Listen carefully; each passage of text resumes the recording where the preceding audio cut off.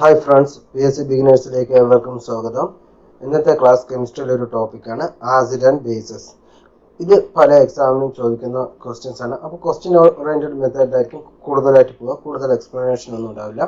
അപ്പോൾ ആദ്യം acids and bases. Acid എന്ന വാക്ക് ഉത്ഭവിച്ചത് ലത്തീൻ പദമായ അസിഡസ് എന്ന വാക്കിൽ നിന്നുമാണ് ആസിഡ് എന്ന പദം ഉത്ഭവിച്ചത്. അതിൻ്റെ അർത്ഥം, അസിഡസ് എന്ന വാക്കിൻ്റെ അർത്ഥം പുളിരുചി എന്നാണ്. അപ്പോൾ ഇതിൽ നിന്ന് നമുക്കൊന്ന് മനസ്സിലാക്കാം, ആസിഡിനെല്ലാം സാധാരണ പൊതുവെ പുളിരുചിയാണ് ഉള്ളത്.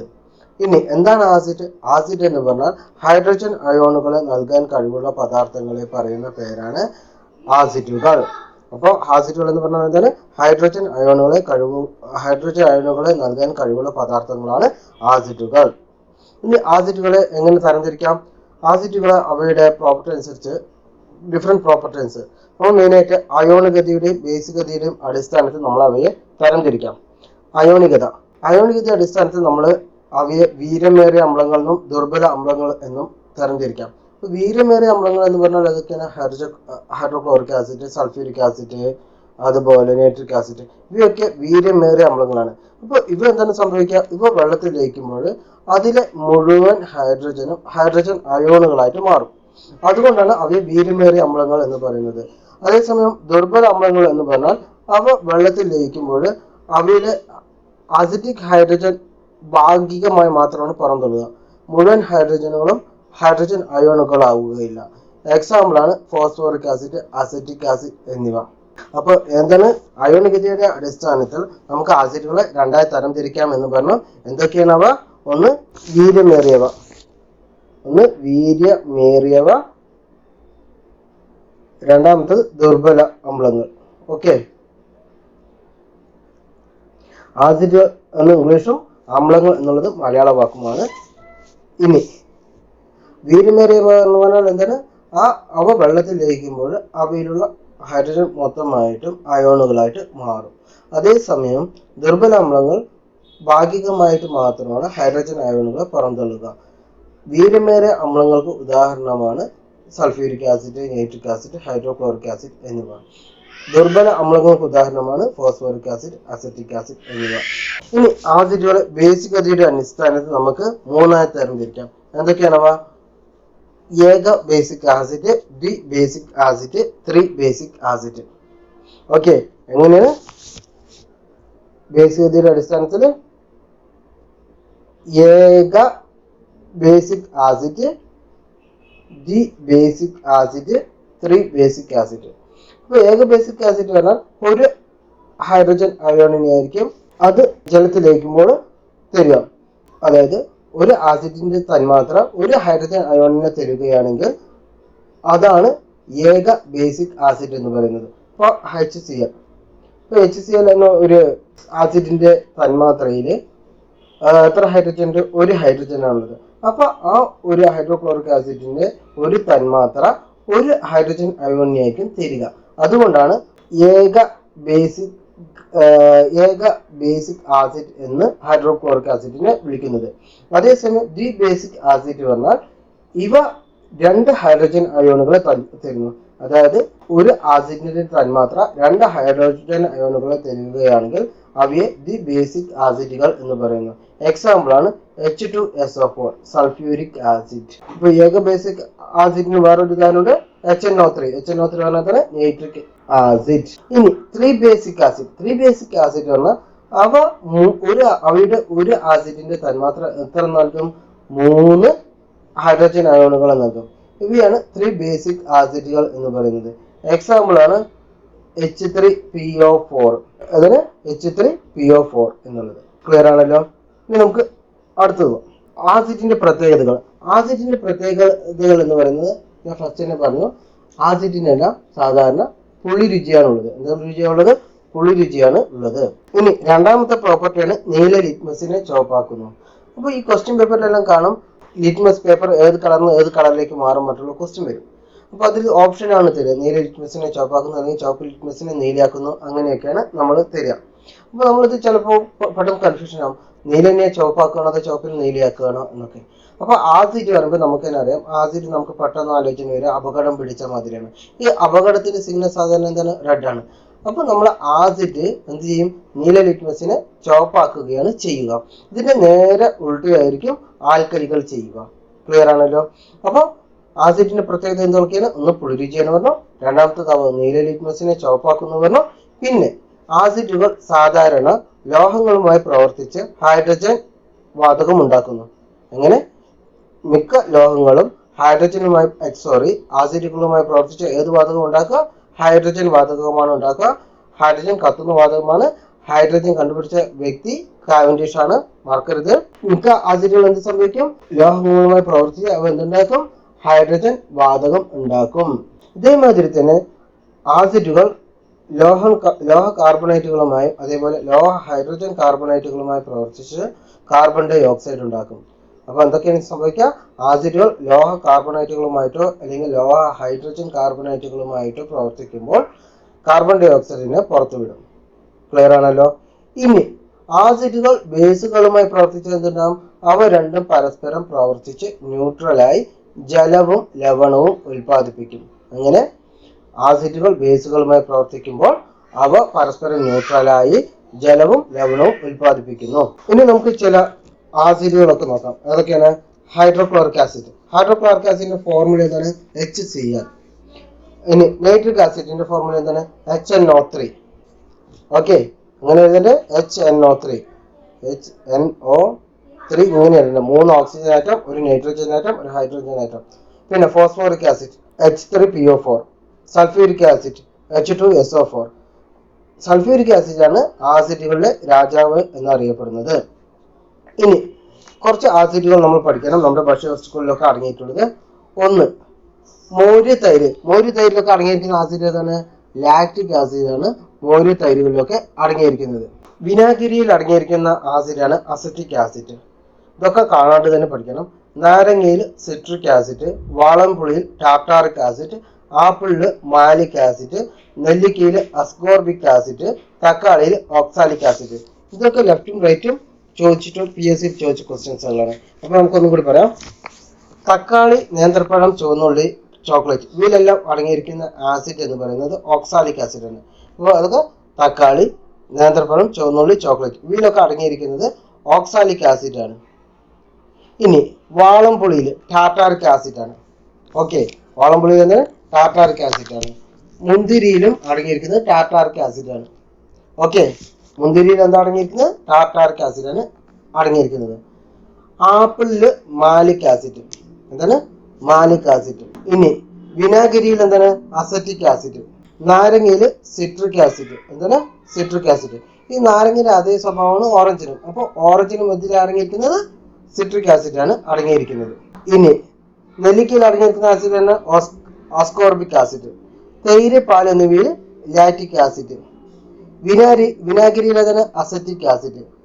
മാംസ്യത്തിൽ അമിനോ ആസിഡ്. മൂത്രത്തിൽ യൂറിക് ആസിഡ്. തേയിലയിൽ ടാനിക് ആസിഡ്. മരച്ചീനിയിൽ പ്രൂസിക് ആസിഡ്. ഇത്രയും ഇത് നിങ്ങൾ ഓർത്ത് വയ്ക്കുക തന്നെ വേണം. അപ്പൊ മോര് തൈര് ലാക്റ്റിക് ആസിഡ്, ആപ്പിളിൽ മാലിക് ആസിഡ്, വിനാഗിരിയിൽ അസറ്റിക് ആസിഡ്, നാരങ്ങയിൽ സിട്രിക് ആസിഡ്, ഓറഞ്ചിൽ സിട്രിക് ആസിഡ്, വാളംപുളിയിൽ ടാർട്ടാറിക് ആസിഡ്, മുന്തിരിയിൽ ടാർട്ടാറിക് ആസിഡ്, ആപ്പിളിൽ മാലിക് ആസിഡ്, നെല്ലിക്കയിൽ അസ്കോർബിക് ആസിഡ്, തക്കാളിയിൽ ഓക്സാലിക് ആസിഡ്, നേന്ത്രപ്പഴത്തിൽ ഓക്സാലിക് ആസിഡ്. ഇതൊക്കെ നമ്മൾ ഓർത്തിരിക്കുക തന്നെ വേണം. അതിന് വേറൊരു വഴിയൊന്നുമില്ല. ഇപ്പൊ മോരും തൈരൊക്കെ നമുക്ക് ഈസി ആയിട്ട് ഓർക്കാം. ലാക്ടേജൻ ഉണ്ട്, ആ ഒരു ഇത് ഓർത്ത് വയ്ക്കാം നമുക്ക്. ബാക്കിയുള്ളത് പറഞ്ഞ ഈസി ആയിട്ട് ഓർത്ത് വയ്ക്കാവുന്നതേ ഉള്ളൂ. അടുത്തത് അക്വാറിജ. അക്വാറിജ എന്ന് പറഞ്ഞാൽ ഒരു ദ്രാവകമാണ്. അതെങ്ങനെ ഉണ്ടാക്കുക? 3 ഹൈഡ്രോക്ലോറിക് ആസിഡും 1 നൈട്രിക് ആസിഡും എടുത്തിട്ടുള്ള 3:1 റേഷ്യോയിൽ ലയിപ്പിച്ച് ചേർത്ത ലായകമാണ് അക്വാറിജ എന്ന് പറയുന്നത്. അതായത് ഹൈഡ്രോക്ലോറിക് ആസിഡ് 3 ലിറ്റർ എടുക്കുന്ന വെച്ചാൽ നൈട്രിക് ആസിഡ് 1 ലിറ്റർ എടുത്തിട്ട് ഉണ്ടാക്കുന്ന ഒരു ലായനിയാണ് അക്വാറിജ എന്ന് പറയുന്നത്. ഈ അക്വാറിജന്റെ ഇമ്പോർട്ടൻസ് എന്താണെന്ന് വെച്ചാൽ അവ സ്വർണത്തെ ലയിപ്പിക്കാൻ കഴിവുള്ള ലായകമാണ്. അതാണ് സ്വർണത്തെ ലയിപ്പിക്കാൻ കഴിവുള്ള ലായകമാണ് അക്വാറിജ എന്ന് പറയുന്നത്. ഇനി നമുക്ക് ആസിഡിന്റെ ഉപയോഗങ്ങൾ പഠിക്കാം. നമുക്കറിയാം, നമ്മുടെ ആമാശയത്തിൽ ഉള്ള ആസിഡാണ് ഹൈഡ്രോക്ലോറിക് ആസിഡ്. ഏതാണ്? Hydrochloric acid. അതും നമ്മുടെ ക്വസ്റ്റ്യൻ ചോദിച്ചിട്ടുള്ളതാണ്. ആമാശയത്തിൽ അടങ്ങിയിരിക്കുന്ന ആസിഡ് ഏതാണെന്ന് പറയുന്നത്. അപ്പോൾ ഹൈഡ്രോക്ലോറിക് ആസിഡാണ്. ഈ അമ്ലസിറ്റി കൂടുന്ന സമയത്ത് നമ്മൾ ഉപയോഗിക്കുന്ന മരുന്നാണ് ആന്റാസിഡുകൾ. ഓക്കെ, അത് ജസ്റ്റ് അറിയാൻ വേണ്ടി ഞാൻ എഴുതിയെന്നുള്ളൂ. അപ്പോൾ നമ്മുടെ അമ്ലത കൂടിയാൽ, നമ്മുടെ ശരീരത്തിന്റെ അമ്ലത കൂടിയാൽ അതിനെതിരെ നമ്മൾ ഉപയോഗിക്കുന്ന മരുന്നാണ് ആന്റാസിഡുകൾ എന്ന് പറയുന്നത്. പിന്നെ ആസിഡുകൾ ഉപയോഗിക്കുന്ന ഉപയോഗങ്ങൾ എന്തൊക്കെയാണ്? ഇപ്പൊ സിട്രിക് ആസിഡ് ഉപയോഗിക്കുന്ന എന്തിനാണ്? പാനീയങ്ങൾ ഉണ്ടാക്കാൻ. നമുക്കറിയാം ഓറഞ്ചിലും നാരങ്ങയിലൊക്കെ അടങ്ങിയിരിക്കുന്നതാണ് സിട്രിക് ആസിഡാണ്. അപ്പോൾ നാരങ്ങ ജ്യൂസ്, ഓറഞ്ച് ജ്യൂസ്, അപ്പൊ അതൊക്കെ എന്തിനാണ്? പാനീയങ്ങൾ ഉണ്ടാക്കാൻ വേണ്ടി ഉപയോഗിക്കുന്നത്. അപ്പൊ സിട്രിക് ആസിഡ് എന്തിനാണ്? പാനീയങ്ങൾ ഉണ്ടാക്കാൻ. ഇനി സൾഫ്യൂരിക് ആസിഡ് എന്തിനൊക്കെ ഉപയോഗിക്കാം? നമ്മുടെ മോട്ടോർ വാഹനങ്ങളുടെ ബാറ്ററി, അതുപോലെ രാസവള നിർമ്മാണം, ഇതിനൊക്കെ ഉപയോഗിക്കുന്നതാണ് സൾഫ്യൂരിക് ആസിഡ്. എന്താണ്? Sulphuric acid.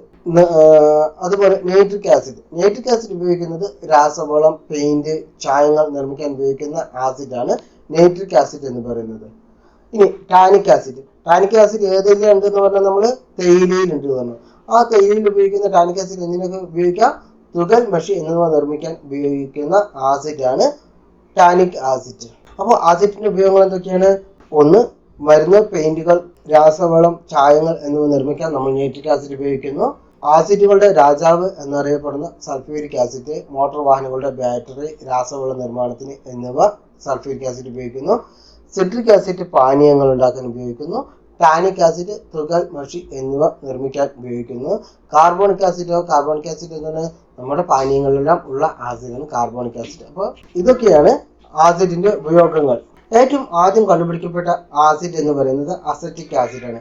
അപ്പൊ ഏറ്റവും പഴക്കമുള്ള ആസിഡ് എന്നറിയപ്പെടുന്നത് ഏതായിരിക്കും? അതും അസറ്റിക് ആസിഡാണ്. സ്പിരിറ്റ് ഓഫ് നേച്ചർ എന്നറിയപ്പെടുന്ന ആസിഡ് അത് നൈട്രിക് ആസിഡാണ്. സ്പിരിറ്റ് ഓഫ് സോൾട്ട് എന്നറിയപ്പെടുന്നത് ഹൈഡ്രോക്ലോറിക് ആസിഡാണ്.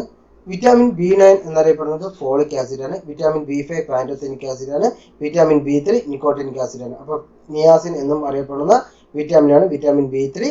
അപ്പൊ അതിന്റെ പേരാണ് നിക്കോട്ടിനിക് ആസിഡ്. വിറ്റാമിൻ B5 ആണ് പാൻറ്റോതെനിക് ആസിഡ്. വിറ്റാമിൻ B9 ആണ് ഫോളിക് ആസിഡ്. ഇനി ഓക്സിജൻ ഇല്ലാത്ത ആസിഡാണ് ഹൈഡ്രോക്ലോറിക് ആസിഡ്. അറിയാലോ, കാരണം HCl. പേശികൾ അടങ്ങിയിരിക്കുന്ന ആസിഡാണ് ലാക്റ്റിക് ആസിഡ്. റബ്ബർ പാൽ കട്ടിയാക്കാൻ വേണ്ടി ഉപയോഗിക്കുന്ന ആസിഡാണ് ഫോർമിക് ആസിഡ്. മറക്കരുത്. സസ്യങ്ങളിൽ ഇലപൊഴിക്കാൻ കാരണമാകുന്ന ആസിഡാണ് ഇത് അബ്സസിക് ആസിഡ്. അത് ഞാൻ ബയോളജി ക്ലാസ്സിൽ എടുത്തിരുന്ന അബ്സസിക് ആസിഡാണ് സസ്യങ്ങളിൽ ഇലപൊഴിയാൻ കാരണമാകുന്ന ആസിഡ്. ഏറ്റവും മധുരമുള്ള ആസിഡാണ് സുക്രോണിക് ആസിഡ്. ഇനി ചില ആസിഡുകളിന് വേറെ പേരുകളുണ്ട്. ഇപ്പോൾ ഫോമിക് ആസിഡിന്റെ പേരാണ് മെത്തനോയിക് ആസിഡ്. ഹൈഡ്രോക്ലോറിക് ആസിഡിന്റെ പേര് ഞാൻ ഓൾറെഡി പറഞ്ഞു, സ്പിരിറ്റ് ഓഫ് സോൾട്ട്, അതുപോലെ മുറിയേറ്റിക് സോൾട്ട് എന്നൊക്കെ.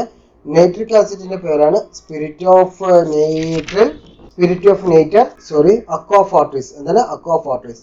അസ്കോർബിക് ആസിഡിന്റെ പേരാണ് വിറ്റാമിൻ സിയുടെ പേരാണ് അസ്കോർബിക് ആസിഡ്. പിന്നെ ആസ്പിരിന്റെ വണ്ടർ ഡ്രഗ്. അപ്പൊ ചില ആസിഡുകളുടെ പേരുകൾ എന്തൊക്കെയാണ്?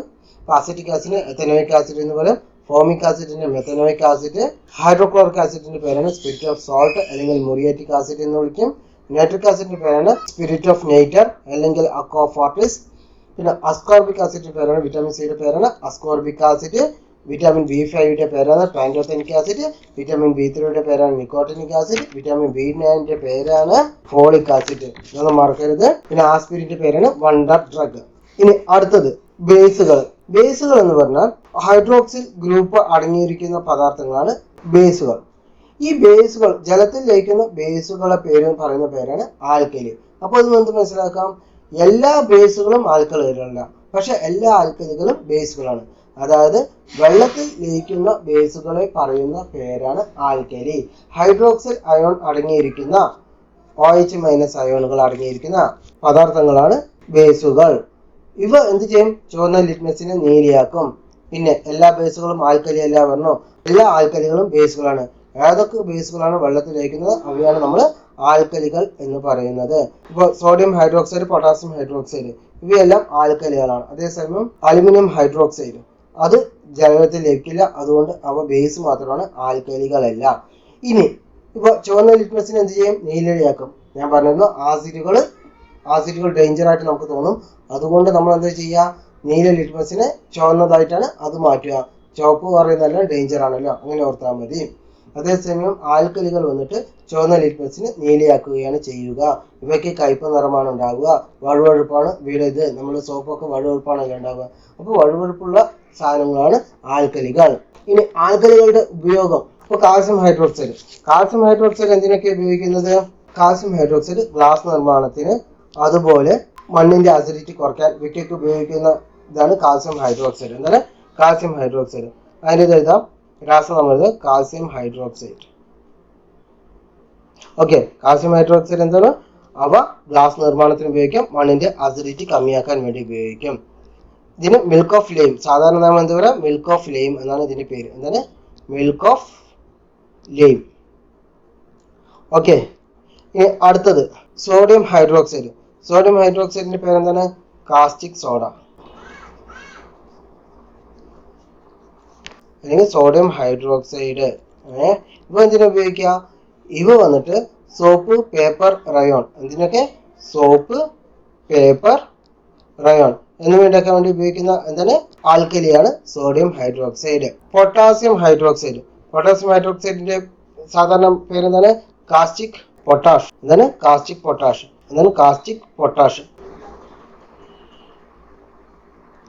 പൊട്ടാസ്യം ഹൈഡ്രോക്സൈഡ് ഇതെന്തിനാ ഉപയോഗിക്കുന്നത്? സോഫ്റ്റ് സോപ്പ് ഉണ്ടാക്കാൻ. പിന്നെ അടുത്താണ് അലുമിനിയം ഹൈഡ്രോക്സൈഡ്, മഗ്നീഷ്യം ഹൈഡ്രോക്സൈഡ്. ഇവ മരുന്നുകളിൽ ഉപയോഗിക്കുന്നു. ഓക്കെ, അപ്പോൾ ഞാൻ എന്തൊക്കെയാ പറഞ്ഞത്? കാൽസ്യം ഹൈഡ്രോക്സൈഡ് അതിന്റെ സാധാരണ പേരെന്താണ്? Milk of lime. ഇതെന്തിനാ ഉപയോഗിക്കുന്നത്? ഗ്ലാസ് നിർമ്മാണത്തിനും മണ്ണിന്റെ അസിഡിറ്റി കമ്മിയാക്കാനും. രണ്ടാമത്തത് സോഡിയം ഹൈഡ്രോക്സൈഡ്. സോഡിയം ഹൈഡ്രോക്സൈഡിന്റെ സാധാരണ പേരെന്താണ്? Caustic soda. ഇവ ഉപയോഗിക്കുന്നത് എന്തിനാണ്? സോപ്പ്, പേപ്പർ, റയോൺ എന്നിവ ഉണ്ടാക്കാൻ. സോഡിയം ഹൈഡ്രോക്സൈഡിന്റെ രാസവാക്യം എന്താണ്? Sodium Na, hydroxide OH, sodium hydroxide. Calcium Ca, calcium hydroxide ആകുമ്പോൾ CaOH2 വരുന്നത് എന്താണ്? കാൽഷ്യം രണ്ടാമത്തെ ഗ്രൂപ്പിലാണ് കിടക്കുന്നത്. ഓക്കെ, അപ്പൊ കാൽസ്യം ഹൈഡ്രോക്സൈഡ് ആകുമ്പോൾ CaOH ട്വൈസ്. അടുത്ത് പറഞ്ഞ പൊട്ടാസ്യം ഹൈഡ്രോക്സൈഡ്, അതെന്തിനാണ്? സോഫ്റ്റ് സോപ്പ് ഉണ്ടാക്കാൻ വേണ്ടി. അതിന്റെ പേരെന്താണ്? Caustic potash. അടുത്ത എന്താണ്? Aluminium hydroxide, magnesium hydroxide. ഇവ എവിടേക്ക് ഉപയോഗിക്കുന്നത്? മരുന്നുകൾ നിർമ്മാണത്തിന്. സാധാരണ ആൽക്കലികളെല്ലാം വഴുവഴുപ്പുള്ളവയാണ്. അടുത്താണ് pH സ്കെയിൽ. pH സ്കെയിലാണ് അതിന്റെ ഫുൾ ഫോം എന്താണ്? Potential of hydrogen. അപ്പൊ ഈ പൊട്ടൻഷ്യൽ ഓഫ് ഹൈഡ്രോജൻ എന്തിനാ ഉപയോഗിക്കുന്നത്? അതായത് ഒരു ലായനിയിൽ ഹൈഡ്രോജൻ അയോണോട് ഗാഢത കണ്ടുപിടിക്കാനാണ്, ഗാഢത അടിസ്ഥാനമാക്കിയാണ് ഈ സ്കെയിൽ രൂപപ്പെടുത്തിയിരിക്കുന്നത്. pHന്റെ മൂല്യം 7 വെച്ചാൽ അത് ന്യൂട്രൽ ആണ്. അപ്പൊ സാധാരണ ജലം അതിന്റെ pH മൂല്യം 7. ശുദ്ധജലത്തിന്റെ pH മൂല്യത്തിന് 7. അതേസമയം pHന്റെ വാല്യൂ കമ്മിയാവാണ്. 7നേക്കാൾ കമ്മിയായാൽ അവ ആസിഡും, 7നേക്കാൾ കൂടുതലാണ് വെച്ചാൽ അവ ആൽക്കലികളുമാണ്. അപ്പൊ സാധാരണ ചോദിക്കുക, ഇപ്പൊ pH2 എന്നുള്ള ലായനി അത് ആസിഡാണോ ആൽക്കലിയാണോ എന്ന് പറഞ്ഞിട്ട് PSC ചോദിക്കാറുണ്ട്. അപ്പൊ അതെന്താണ്? ആസിഡാണ്. അതേസമയം pH8 അത് ആസിഡാണോ ആൽക്കലിയാണോ ചോദിച്ചാൽ അത് ആൽക്കലിയാണ്. ഇങ്ങനെയുള്ള ക്വസ്റ്റ്യൻസുകളെല്ലാം വരും. അപ്പൊ നമുക്ക് ഇതൊന്ന് ഓടിച്ചിട്ട് പോവാം. ആദ്യം പറഞ്ഞു, ആസിഡ് എന്ന വാക്ക് ഉത്ഭവിച്ചത് ലാറ്റിൻ ഭാഷയായ ആസിഡസ് എന്ന വാക്കിൽ നിന്നുമാണ്. അതിന്റെ അർത്ഥം പുളിരുചി എന്നാണ്. ഹൈഡ്രോജൻ അയോണുകൾ നൽകുന്ന കഴിവുള്ള പദാർത്ഥങ്ങളെയാണ് ആസിഡുകൾ എന്ന് പറയുന്നത്. ആസിഡുകളെ വർഗീകരിക്കുക അവയുടെ അയോണികതയുടെയും ബേസികതയുടെയും അടിസ്ഥാനത്തിൽ വർഗീകരിക്കാം. അയോണികത എന്ന് പറഞ്ഞാൽ ഹൈഡ്രോജൻ അയോണുകളെ പൂർണ്ണമായിട്ടും നൽകാൻ കഴിവുള്ളവയാണ് വീര്യമേറിയ അമ്ലങ്ങൾ അല്ലെങ്കിൽ വീര്യമേറിയ ആസിഡുകൾ. അതേസമയം ദുർബല ആസിഡുകൾ എന്ന് പറയുന്നത് അല്ലെങ്കിൽ ദുർബല അമ്ലങ്ങൾ എന്ന് പറയുന്നത് അവയിൽ ലായനിയിൽ ലയിക്കുമ്പോൾ, വെള്ളത്തിൽ ലയിക്കുമ്പോൾ അവ പൂർണ്ണമായും ഹൈഡ്രോജനുകളെ അയോണുകളെ നൽകുകയില്ല. അവയാണ് ദുർബല അമ്ലങ്ങൾ എന്ന് പറയുന്നത്. ബേസികതയുടെ അടിസ്ഥാനത്തിൽ ഒരു ആസിഡിന്റെ ഒരു തന്മാത്ര ഒരു ഹൈഡ്രോജൻ അയോണിനാണ് നൽകുന്നത് വെച്ചാൽ അവയെ ഏക ബേസിക് ആസിഡുകൾ എന്നും അമ്ലങ്ങൾ എന്നും, അതേസമയം 2 ഹൈഡ്രോജൻ അയോണുകളെ ഒരു ആസിഡ് തന്മാത്ര നൽകുകയാണെങ്കിൽ അവയെ ദ്വിബേസിക അമ്ലങ്ങൾ എന്നും, അതേസമയം ഒരു ആസിഡിന്റെ തന്മാത്ര 3 ഹൈഡ്രോജൻ അയോണുകൾ നൽകുകയാണെങ്കിൽ അവയെ ത്രിബേസിക ആസിഡുകൾ എന്നും പറയുന്നു. ആസിഡുകൾ സാധാരണ പുളിപ്പ് രുചിയാണ്. അവ നീല ലിറ്റ്മസിനെ ചുവപ്പ് നിറമാക്കുന്നു. അതുപോലെ ലോഹങ്ങളുമായി പ്രവർത്തിച്ച് ഹൈഡ്രോജൻ വാതകം ഉണ്ടാക്കുന്നു. പക്ഷെ ചില ലോഹങ്ങൾ അവ ആസിഡുകളുമായിട്ട് പ്രവർത്തിക്കില്ല. എക്സാമ്പിൾ ആണ് ഗോൾഡ്, Au എന്നാണ് അതിന്റെ രാസവാക്യം. അപ്പോൾ അവ ലോഹങ്ങളുമായിട്ട് പ്രവർത്തിക്കുന്നില്ല. ലോഹങ്ങളുമായിട്ട് സാധാരണ പ്രവർത്തിക്കും, ചില ലോഹങ്ങൾ മാത്രം പ്രവർത്തിക്കില്ല. അതിന് എക്സാമ്പിൾ ആണ് ഞാൻ പറഞ്ഞത് ഗോൾഡ്. ഇനി അടുത്ത ലോഹ കാർബണേറ്റുകളുമായിട്ട് ഹൈഡ്രോജൻ കാർബണേറ്റുകളുമായിട്ട് പ്രവർത്തിച്ച് കാർബൺ ഡൈ ഓക്സൈഡ് ഉണ്ടാക്കുന്നു. അതുപോലെ ബേസുകളുമായി പ്രവർത്തിച്ച് അവ ന്യൂട്രലാക്കി എന്ത് സംഭവിക്കും? ജലവും ലവണങ്ങളും നൽകുന്നു. ഇനി ആസിഡിന്റെ പ്രോപ്പർട്ടീസ് എന്താണ്? ഇതൊക്കെയാണ് ആസിഡിന്റെ പ്രോപ്പർട്ടീസ്. ഇനി ചില ആസിഡുകളെ പരിചയപ്പെടാം. ഹൈഡ്രോക്ലോറിക് ആസിഡ്, അതിന്റെ സൂത്രവാക്യമാണ് HCl. Nitric acid HNO3, phosphoric acid H3PO4, sulphuric acid H2SO4. ഇനി കുറച്ച് ഭക്ഷ്യവസ്തുക്കളിൽ അടങ്ങിയിരിക്കുന്ന ആസിഡുകൾ നമ്മൾ പഠിച്ചു. ഒന്ന്, മോര്, തൈര് എന്നിവയിൽ അടങ്ങിയിരിക്കുന്ന ആസിഡാണ് ലാക്റ്റിക് ആസിഡ്. തക്കാളി, നേന്ത്രപ്പഴത്തിൽ അടങ്ങിയിരിക്കുന്ന ആസിഡാണ് ഓക്സാലിക് ആസിഡ്. പുളിയിൽ ടാർട്ടാറിക് ആസിഡ്, മുന്തിരിയിൽ ടാർട്ടാറിക് ആസിഡ്, ആപ്പിളിൽ മാലിക് ആസിഡ്, ഇനി മരച്ചീനിയിൽ പ്രൂസിക് ആസിഡ്, തേയിലയിൽ ടാനിക് ആസിഡ്, ഉറുമ്പ് ഫോമിക് ആസിഡ്, അതും പഠിച്ചിരിക്കുന്ന ഉറുമ്പ് ഫോമിക് ആസിഡ്, തേനീച്ചയിലും ഫോമിക് ആസിഡാണ്, കടന്നൽ ഫോമിക് ആസിഡാണ്. അപ്പൊ ഈ കടിക്കുന്ന ഉറുമ്പ്, കടന്നൽ, തേനീച്ച ഇവയിലെല്ലാം അടങ്ങിയിരിക്കുന്നത് ഫോമിക് ആസിഡാണ്. പിന്നെ സോഡ ജലം കാർബോണിക് ആസിഡാണ്, നാരങ്ങ സിട്രിക് ആസിഡാണ്, ഓറഞ്ച് സിട്രിക് ആസിഡാണ്, നെല്ലിക്ക അസ്കോർബിക് ആസിഡാണ്. ഈ അസ്കോർബിക് ആസിഡിന്റെ വേറെ പേരാണ് വിറ്റാമിൻ സി, മറക്കരുത്.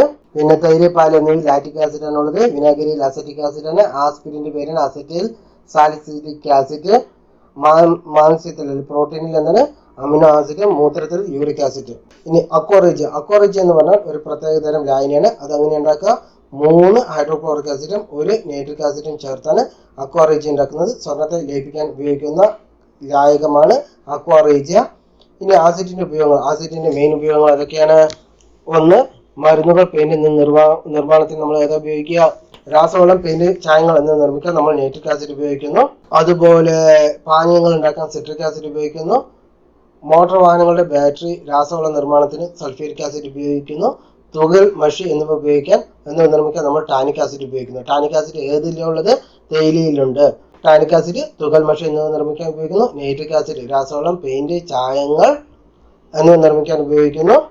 അതുപോലെ സൾഫ്യൂരിക് ആസിഡ് മോട്ടോർ വാഹനങ്ങളുടെ ബാറ്ററി, രാസവള നിർമ്മാണത്തിന് എന്നിവയ്ക്ക് ഉപയോഗിക്കുന്ന ആസിഡാണ് സൾഫ്യൂരിക് ആസിഡ്.